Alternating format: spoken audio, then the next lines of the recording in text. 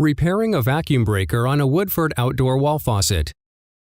Easily repair or replace a vacuum breaker on a Woodford Model 17, 19, or a 101 outdoor wall faucet.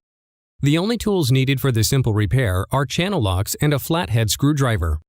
If water is leaking from under the brown cap, a simple repair may be possible. If the leak is coming from between the brass head and the clear plastic body, tighten the vacuum breaker down with channel locks.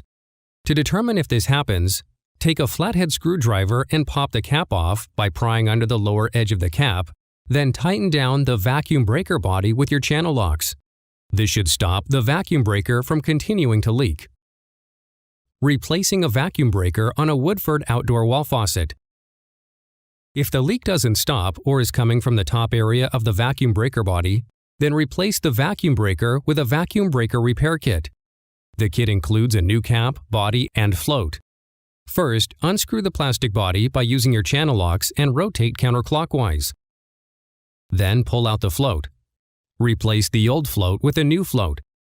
Take the new vacuum breaker body piece and tighten down with channel locks to create a tight fit by turning clockwise. Finally, snap the new cap on the body piece and you're finished.